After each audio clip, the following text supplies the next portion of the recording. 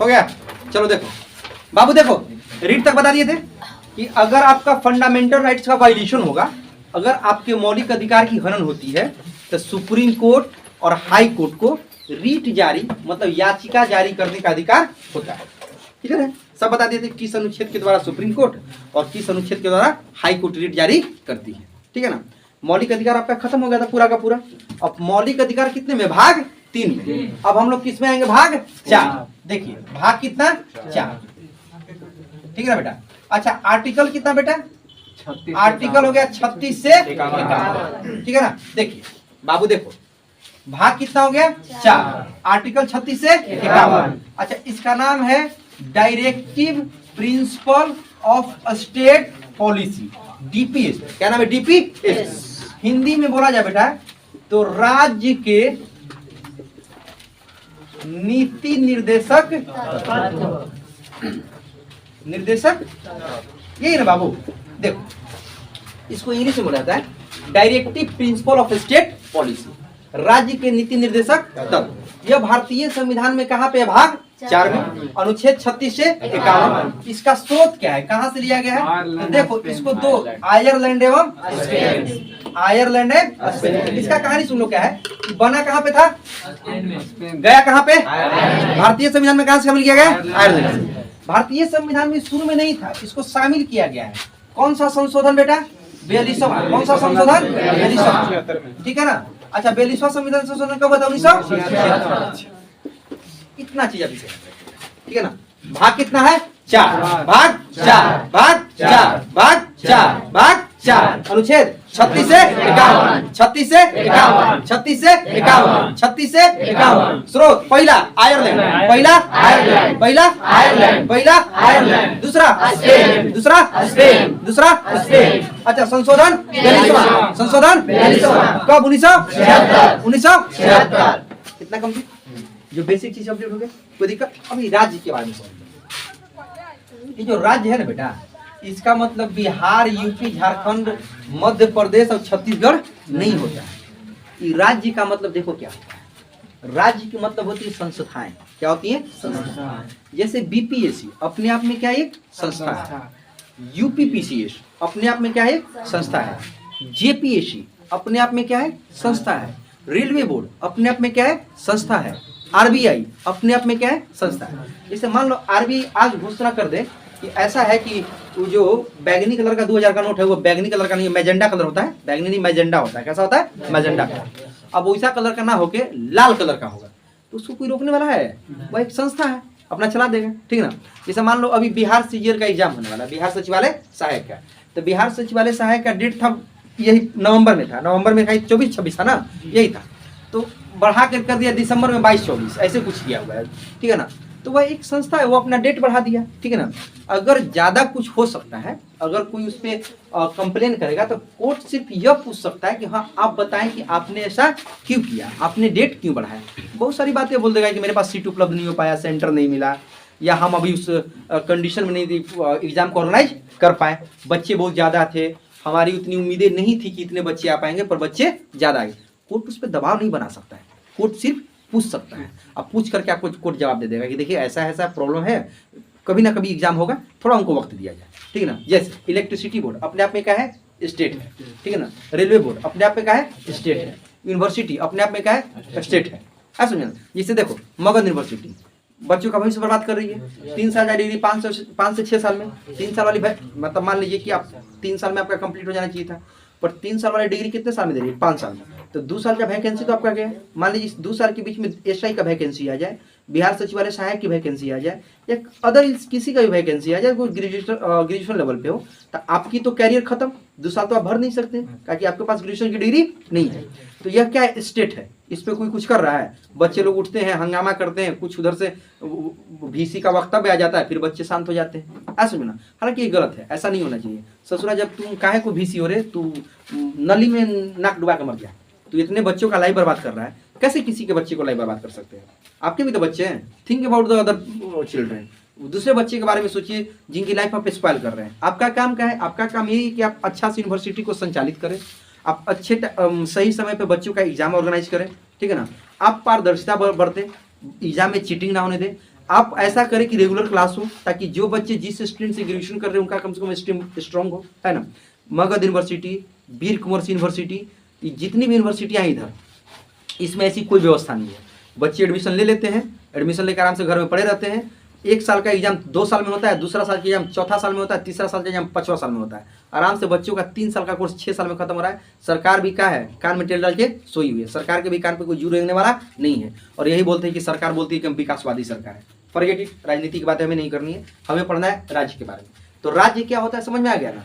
मतलब संस्थाएं, मतलब जो भी संस्थाएं ऐसी कानून या ऐसा नियम नहीं बनाएंगी, ठीक ना, जिससे आपके व्यक्तिगत जीवन पे कोई हनन हो। समझ में क्लियर है, कोई दिक्कत। तो राज्य के उनका कुछ नीति, कुछ प्रिंसिपल होता है। राज्य का क्या होता है, कुछ प्रिंसिपल होता है। प्रिंसिपल मतलब कुछ अधिकार होते हैं, कुछ सिद्धांत होते हैं। उन्हीं के बारे में कहाँ पढ़ना है, 36 से 51। कहाँ पढ़ना है, 36 से 51। क्लियर हो गया। फिर से एक बार देख लीजिए, कितने भाग में है, 4 भाग 4। अनुच्छेद 36 से 51, 36 से 51, 36 से 51। स्रोत पहला आयरलैंड, दूसरा स्पेन। संशोधन 42वां। वर्ष 1976। पहले सबसे पहले शामिल किया गया था स्पेन में। कहाँ किया था, स्पेन। स्पेन से फिर आयरलैंड लिया। और हमारे जो संविधान निर्माता थे वो कहाँ से लिए हैं, आयरलैंड। भारतीय संविधान में कहां से लिया गया है, आयरलैंड। अगर क्वेश्चन इस तरह से पूछे कि सबसे पहले विश्व संविधान में किस देश ने नीति निर्देशक तत्व को शामिल किया था अपने संविधान में, तो कौन सा देश था, स्पेन। क्वेश्चन यह पूछे कि भारतीय संविधान सभा ने किस देश से नीति निर्देशक तत्व को शामिल किया था, कहां से, आयरलैंड। अगर कभी कभी दोनों ऑप्शन में दे देता है, ठीक है ना, Ireland Spain, Ireland England, Ireland USA, Ireland Russia, तो आप आयरलैंड और स्पेन। क्लियर हो गया यहाँ तक, कोई दिक्कत नहीं ना। अब चलिए मिटा देते हैं इसको। अब आगे देखिए अनुच्छेद 36। अनुच्छेद 36 क्या करता है,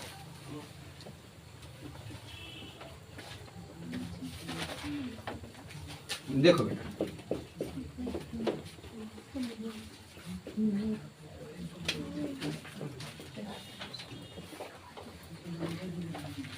देखो बेटा,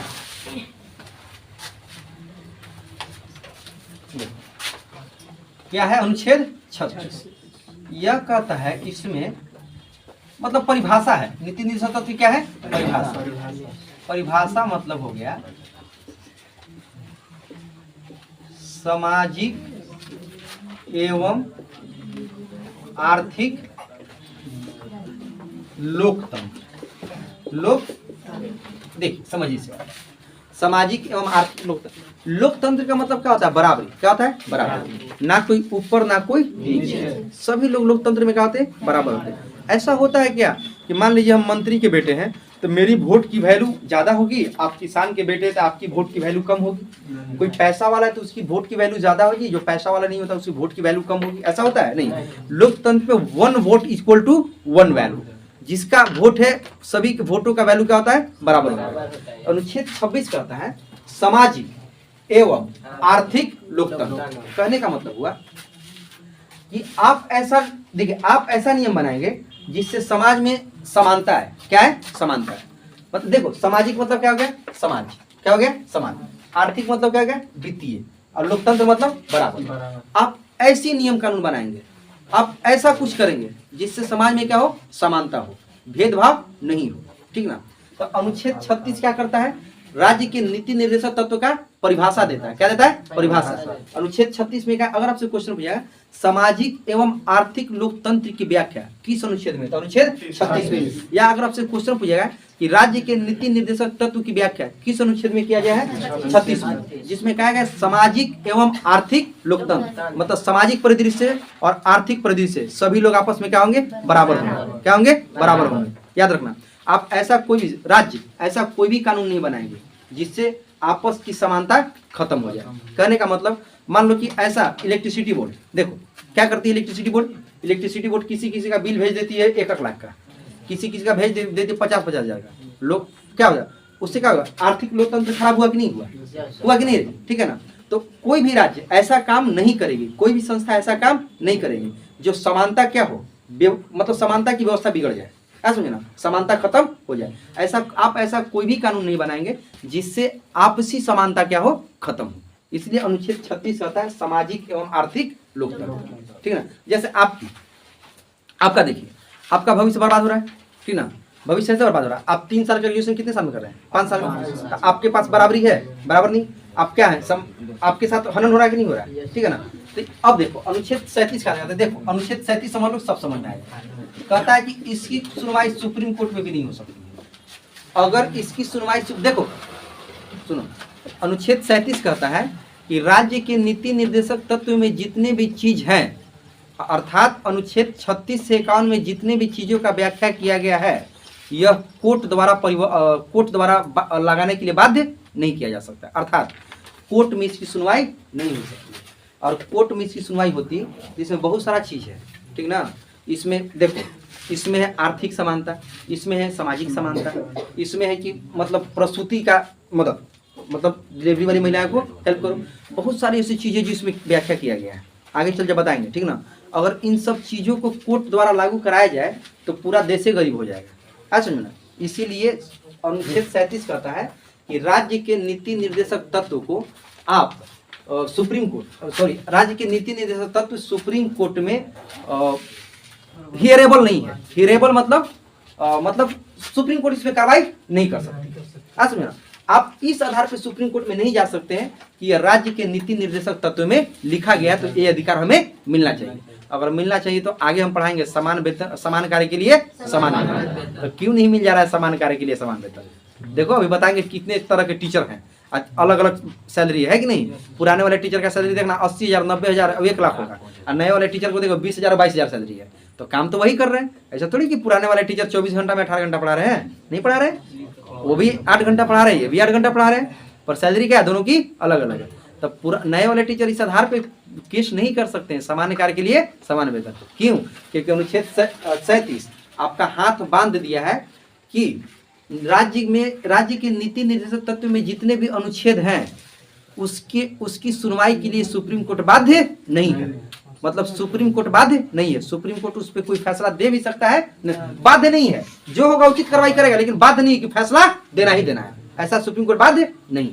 किधर हो गया? देखो अनुच्छेद 36 में क्या है? सामाजिक एवं आर्थिक लोकतंत्र। क्या है? पहला सामाजिक, दूसरा आर्थिक, तीसरा लोकतंत्र। मतलब लोकतंत्र मतलब बराबर, मतलब समाज में ऐसा कोई भी कानून नहीं आएगा जिससे समानता किसी की खत्म हो, ठीक है ना। या वो सामाजिक आधार पे हो या आर्थिक आधार पे। तो सामाजिक एवं आर्थिक लोकतंत्र की व्याख्या किसमें है? अनुच्छेद 36। अच्छा, राज्य के नीति निर्देशक तत्व के लिए सुप्रीम कोर्ट सुनवाई करने के लिए बाध्य नहीं है, उसको लागू करने के लिए सुप्रीम कोर्ट बाध्य नहीं है। अनुच्छेद 37। कोई दिक्कत आया था? अब देखो अनुच्छेद 38। देखिए अनुच्छेद 38 में लोक कल्याण क्या है? लोक कल्याण। देखो है लोक कल्याण। देखिए लोक मतलब क्या होता है? जनता। क्या होती है? जनता, आम पब्लिक, जैसे हम लोग हैं।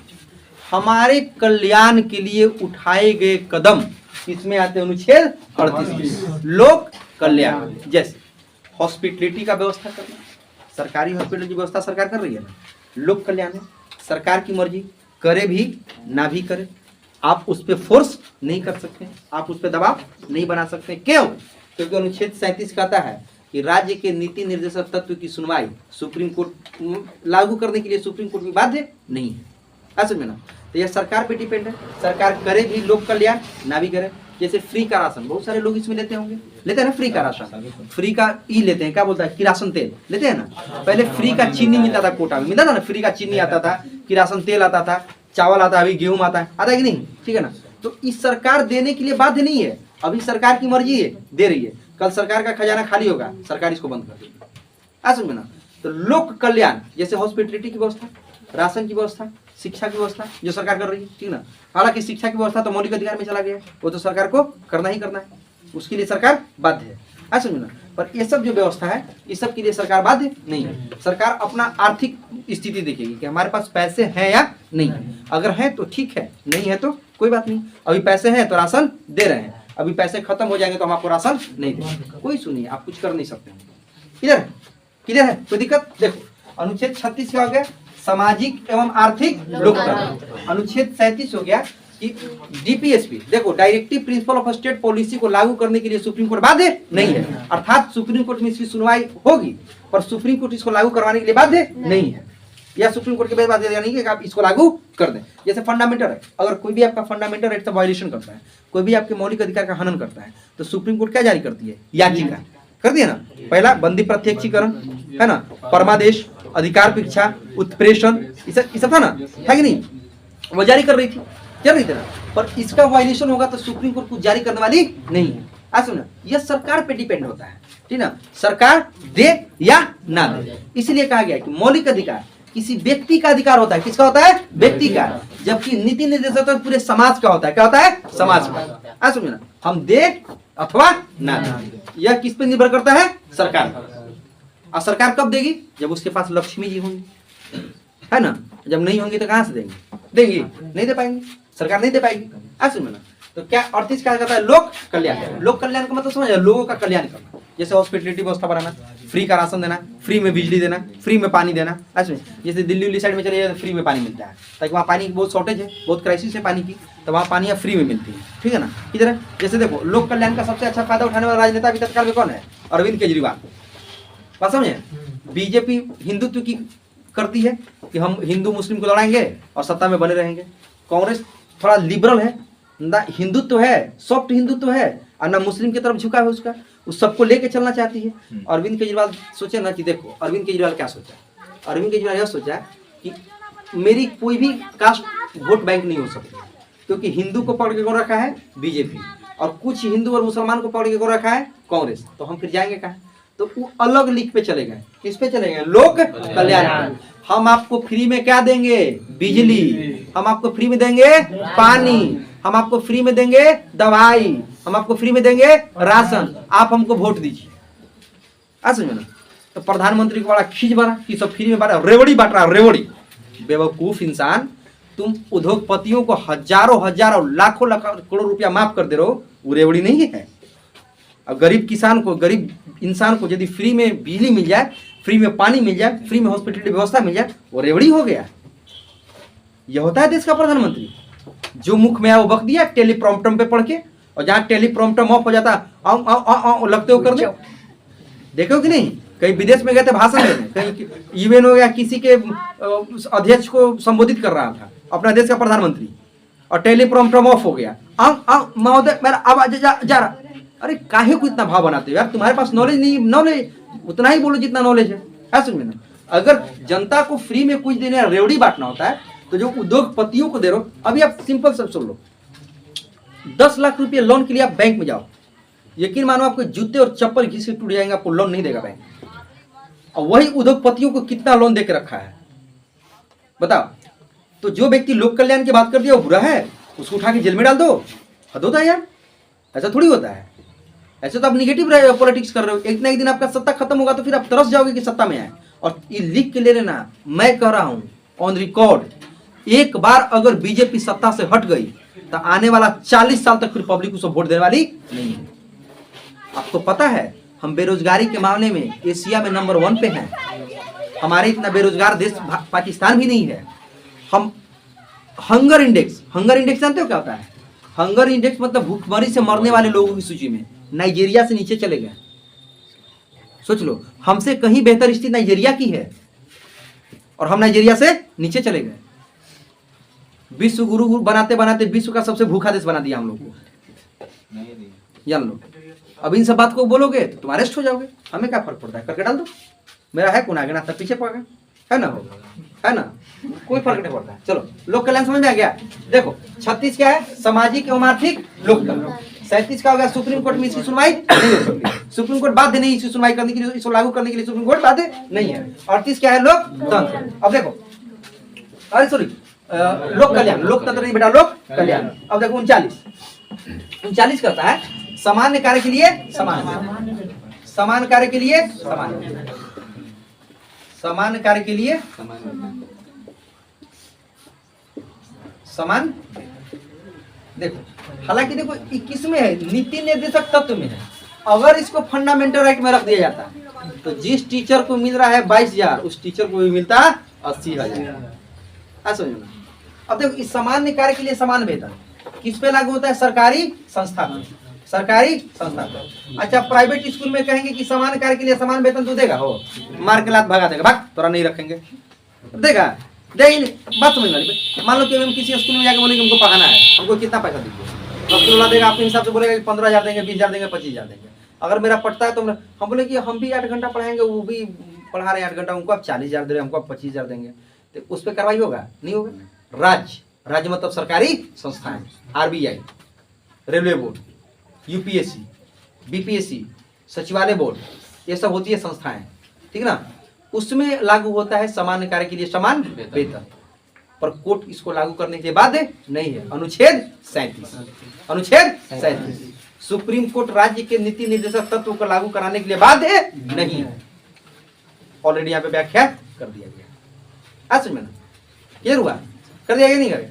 तो सामान्य कार्य के लिए समान वेतन राज्य आपको दे भी सकती है, राज्य आपको नहीं भी दे सकती। It's depend upon the state, कि स्टेट दे या नहीं दे। क्लियर हो गया? अगर आप इसके मुताबिक यदि केस करते हैं तो आपको इस पे फैसला मिलने वाला नहीं है। हाँ, उससे पूछ सकती है सुप्रीम कोर्ट कि आप ऐसा क्यों कर रहे हैं, कोई भी लीगल कारण बता देगा, जी देखिए मेरे पास ऐसा प्रॉब्लम है, अभी हम इस क्राइसिस से गुजर रहे हैं, इसलिए हम ऐसा किए हैं। जैसे भी देखो बिजली डिपार्टमेंट में सारा वैकेंसी कॉन्ट्रैक्ट पे हो रहा है, इलेक्ट्रिसिटी डिपार्टमेंट में जितनी भी वैकेंसी हो रही है कॉन्ट्रैक्ट पे हो रही है। सुना, तो आप वैकेंसी आपको ले लिया, अब आप जाकर के इस आधार पे केस करें कि समान कार्य के लिए समान वेतन हमें चाहिए, यह संभव नहीं है। आप प्राइवेट स्कूल के टीचर बन के बोलिए कि हमको सरकारी वाला को मिला 80,000, तो हमको आप क्या दे रहे 10,000, तो बोला भैया काम कर, लुटिया लंगोटिया ले, तू चल जाओ अपन घर, तुमको हम लोग नहीं रखना है। प्राइवेट संस्था है, वह कोई सरकारी संस्था नहीं है, वह उसका निजी संपत्ति है, वो आपको दे भी सकता है, नहीं दे। आगे सुनिएगा, समान कार्य के लिए समान वेतन समझ में आया? आप दे भी सकता है, नहीं भी दे सकता। आप इस आधार पे सुप्रीम कोर्ट में हियरिंग उस पर नहीं हो सकती। 39 हो गया। अब देखो 39A, 39A निःशुल्क, सॉरी गलती लिख दिया, निःशुल्क कानूनी सहायता, निःशुल्क कानूनी सहायता। देखो, राज्य आपको निःशुल्क कानूनी सहायता प्रदान कर भी सकती है और नहीं भी कर सकती। जैसे निःशुल्क कानूनी सहायता क्या होगी समझिए। मान लीजिए आप किसी भी चीज को समझ नहीं पा रहे हैं, समझ, या कोई भी ऐसा चीज है जो आपकी समझ से परे हो, ठीक है ना, या कोई भी मान लीजिए कि कुछ अमेंडमेंट आया, सुधार आया, समझ ना, तो उसको आप समझने से क्या है, परे है, या आप किसी चीज में इन्वॉल्व हो गए, कुछ क्राइम में इन्वॉल्व हो गए, समझ, तो आपको आप नहीं समझ पा रहे कि जो धारा 305 लग गया, धारा 307 लग गया, धारा 302 लग गया, धारा 308 लग गया, कैसे कैसे लग गया, कैसे इससे बचेंगे, ठीक है ना। तो राज्य आपको निःशुल्क कानूनी सहायता दे भी सकती है और नहीं। जैसे कोर्ट क्या हो गया, एक संस्था हो गई, एक राज्य हो गई, तो आपको कानूनी सहायता दे सकती है, कानूनी सहायता नहीं भी दे सकती। जैसे इनकम टैक्स डिपार्टमेंट क्या हो गया, एक कानूनी एक संस्था हो गई। अगर आप टैक्स से चोरी में फंस गए तो आपको निःशुल्क कानूनी सहायता दे भी सकता है, नहीं भी दे सकता। आपको बताएगा कि आप देखिए ऐसे ऐसे टैक्स का चोरी किए हैं, आप इतना भर दीजिए, आप बच सकते हैं, नहीं भरिएगा तो आप जेल में जाइएगा। बस समझे ना। तो यह राज्य पे डिपेंड होता है, तो आपको दे भी सकती है, नहीं भी दे सकती है। जैसे रेलवे में विवाद हुआ, अभी तत्काल में रेलवे का विवाद हुआ कि नहीं हुआ, तो जितने भी लोग पकड़े गए थे पटना से आरा से सासाराम से जितने भी लोग पकड़े गए थे, तो उनको क्या किया, रेलवे एक नोटिस जारी किया, पहले डराया कि अगर पकड़े गए, सीसीटीवी फुटेज में आपकी फोटो दिख गई तो आपको आजीवन रेलवे में नौकरी नहीं मिलेगी, ठीक है ना। ऐसा में फिर उनको क्या बोला, उनको अरेस्ट किया हुआ था, अरे समझा मुझा क्या कर दिया, छोड़ दिया कि नहीं छोड़ दिया, बच्चों का भविष्य बर्बाद हो जाए, बच्चे थे, ठीक ना। उनको निःशुल्क मतलब उनको बताया देखो कानूनी रूप से आप लीगल हो, आप ऐसा काम नहीं कर सकते। बात समझ में आना। तो यह होती है निःशुल्क कानूनी सहायता, किस होती है 39A में। राज्य आपको दे भी सकता है, राज्य आपको नहीं। ऑल डिपेंड्स अपॉन राज्य, ये किस पे डिपेंड है, राज्य। देखिए 36 में आ गया सामाजिक एवं आर्थिक लोकतंत्र, 37 में सुप्रीम कोर्ट इसको लागू करने के लिए बाध्य नहीं है, किसको, राज्य के तत्व। 38 में क्या है, लोक कल्याण, यह सरकार पे डिपेंड है, फ्री का राशन, फ्री का बिजली, फ्री का पानी, ठीक है ना, फ्री का कुछ भी, जो मतलब रेवड़ी बोलिए, अपना प्रधानमंत्री बोलते हैं रेवड़ी बांट रहा है अरविंद केजरीवाल, फ्री का रेवड़ी सरकार दे भी या नहीं भी दे, किस पे डिपेंड है, सरकार। समान कार्य के लिए समान वेतन सरकार दे भी सकती है, सरकार नहीं मिल सकती, सरकार नहीं, संस्थाएं, राज्य दे भी सकती है, नहीं मिल सकती। जैसे बिहार शिक्षा कर्मचारी संघ एक स्टेट है, समझो ना, जिसके तहत कर्मचारियों की वैकेंसी ली जाती है, वह आपको सामान्य कार्य के लिए समान वेतन दे भी सकती है, नहीं मिल सकती, ठीक है ना। 39 है निःशुल्क कानूनी सहायता। संस्थाएं आपको प्रदान कर भी सकती हैं, नहीं भी कर सकती। कोई दिक्कत है 39 तक? कोई दिक्कत है बोलो? आए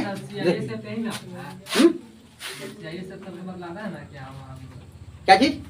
क्या चाहिए सर? क्या चाहिए बेटा?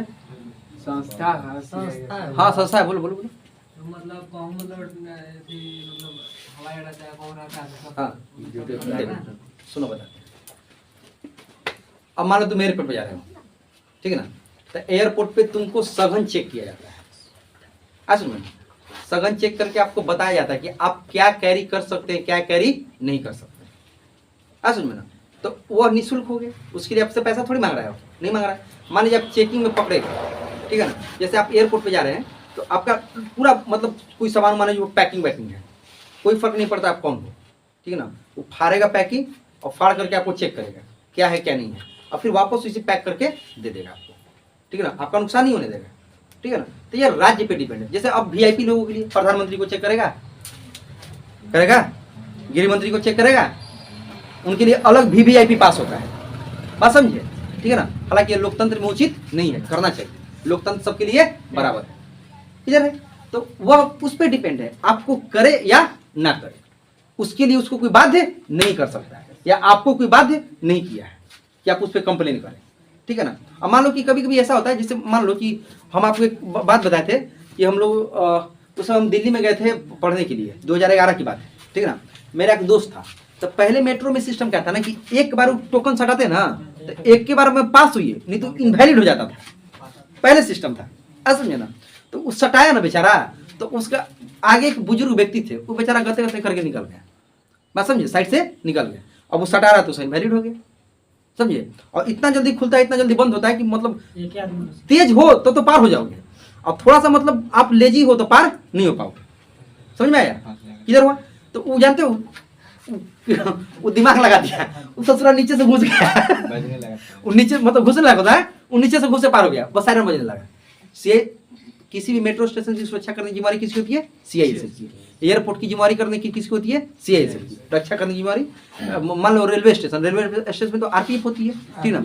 बड़ी बड़ी कंपनियां होती है जैसे सेल, गेल, आज समझे ना, ओएनजीसी, इससे सुरक्षा की जिम्मेवारी किसके पास होती है? CISF, central industry security force, आज समझे ना। वहाँ चारों तरफ सीआईएसएफ थी, तुरंत लेके तैयार हो गया। हम बोले भाई हाथ उठा दो, हाथ उठा दो। फिर हम समझाए sir he is from rural area, he don't know about the rules and regulation metro rule, please sorry him sir, make him sorry. तो बोला कि चेक हिम, उसको चेक किया, ऐसा नहीं।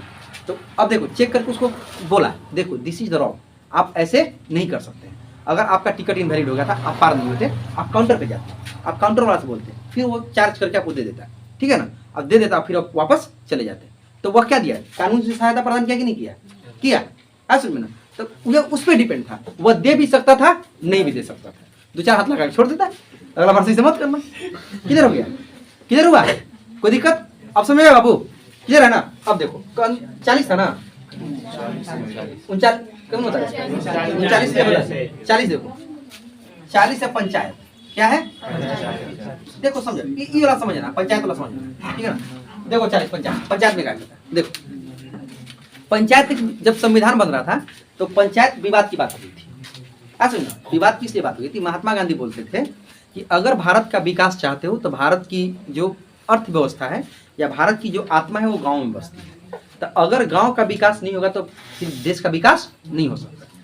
यह कथन किसी थी? महात्मा गांधी, कि अगर गांव का विकास नहीं हुआ तो देश का विकास नहीं होगा, ठीक है ना। पर सबसे ज्यादा पढ़े लिखे संविधान सभा में कौन थे? B R Ambedkar. B R Ambedkar जानते थे कि अगर गाँव के लिए यदि फंड ज्यादा जाएगा तो सब डकार के बैठ जाएगा। तो बी आर अम्बेडकर बोलते थे कि नहीं, ऐसा होने वाला नहीं है। अगर ऐसा होगा तो फिर आर्थिक रूप से करप्शन है वो ज्यादा बढ़ेगा। तो इसी विवाद पे गांधी में और बी आर अम्बेडकर, देखो बी आर अम्बेडकर गांधी के लिए समस्या थे। बी आर अम्बेडकर हमेशा गांधी से टकरा जाते थे, वह उनके बहुत सारे बातों से बी आर अम्बेडकर इस्तेफाक रखते थे, हर बात पे वो सहमत नहीं होते थे। क्यों? क्योंकि गांधी की जो राजनीति थी वो सॉफ्ट हिंदुत्व की थी, ऐसा में ना। वह नहीं देख पाते थे गांधी की वाकई में भारतीय समाज में अछूतों के साथ भेदभाव हो रहा है कि नहीं हो रहा है, देख करके भी इग्नोर कर देते थे। लेकिन बी आर अम्बेडकर का एक कथन है कि अगर मुझे मेरी हित और देश की हित में कोई चुनना पड़े तो मैं देश की हित चुनूंगा। कब? जब मुझे अपनी हित और देश की हित में चुनना हो तब मैं किसकी हित चुनूंगा? देश की। बट अगर मेरे समुदाय की हित, मेरी जाति की हित और देश की हित में से किसी को चुनना हो तो मैं किसको चुनूंगा? अपने जाति की हित को चुनूंगा। वाकई में शोषण हुआ है उनका, ऐसा करने की आवश्यकता नहीं है। अभी ओबीसी का सबसे ज्यादा शोषण हो रहा है, आपको पता नहीं है। आपको जो 27% रिजर्वेशन दिया गया ना, वो कुछ नहीं दिया गया है, लिम्पोपो नदी दिया गया है। आज समझो ना, किसी दिन इस पर वीडियो बनाएंगे, किसी दिन आपको समझाएंगे कि किस तरह से ओबीसी का रिजर्वेशन लूटा जा रहा है। और ओबीसी के इतने, तुम्हारा प्रधानमंत्री भी ओबीसी है, तुम्हारा गृह मंत्री भी ओबीसी है, पर है हिम्मत जो ओबीसी के बारे में बोलते सब कर ले ओबीसी के लिए कुछ, कि ओबीसी का रिजर्वेशन सही रूप से लागू कर दिया जाए, नहीं करेगा। क्योंकि वो सरकार चला ही नहीं रहे, उसकी सरकार आरएसएस चलाती है। जो आरएसएस लिख के देती है, जो पढ़ के देती है, वही उसको करना होता है, उसके खिलाफ वो नहीं जा सकता। बताएंगे किस तरह से ओबीसी का रिजर्वेशन खत्म किया जाएगा। तो यहाँ पे देखो, पंचायत विवाद किसमें हो गया? गांधी में और बी आर अम्बेडकर में। तो पंडित जवाहरलाल नेहरू थे, सरदार पटेल थे, राजेंद्र प्रसाद थे, मौलाना अबुल कलाम आजाद थे। इन्होंने कहा कि सुनिए, ना उधर डालिए ना इधर डालिए, इसको कहाँ डाल दीजिए? राज्य के नीति निर्देशक तत्व, अनुच्छेद 40। कोर्ट चाहे, सरकार चाहेगी तो लागू करेगी, सरकार नहीं चाहेगी तो लागू नहीं करेगी। परंतु लेकिन अब यह हो गया है लीगल, अभी कानून की बात नहीं है, अभी संविधान की बात हो गई। अब यहां से हटा करके इसको 243A में रख दिया गया है। अब पंचायती चुनाव कराना जरूरी है, अब पंचायत में फंड भेजना जरूरी है। अब गांव के विकास को कोई रोक सकता नहीं है, यह किसी भी संस्था पे डिपेंड नहीं है, क्योंकि अब कहां रख दिया 243 के ए में रख दिया गया। सुनो ना, अब सबसे पहला जिला जिसने पंचायती राज को लागू किया कौन था? नागौर। कौन था? जिला पूछ रहे हैं यार, नागौर जिला कौन था? नागौर। कहाँ पे? राजस्थान में। कहाँ पे? राजस्थान में। अच्छा सुनो, अब दूसरा कौन सा स्टेट था? पहला राजस्थान, दूसरा स्टेट आंध्र प्रदेश। कौन था? आंध्र प्रदेश, जो पंचायती राज को लागू किया। ठीक है ना, वो पंचायती राज में आएंगे तो दिखाएंगे, अभी यहाँ पे नहीं, ठीक है ना, वहां पे आके पढ़ा देंगे। तो अभी कहाँ चला गया 243A में? आपको लागू करना ही करना है, आपको देना ही देना है। इतना समझ गया? कोई दिक्कत? यहीं तक रहने देते हैं? कहाँ तक आए? 40 तक। कल 40 से 50, मतलब कल उम्मीद है कि खत्म कर देंगे, ठीक है ना।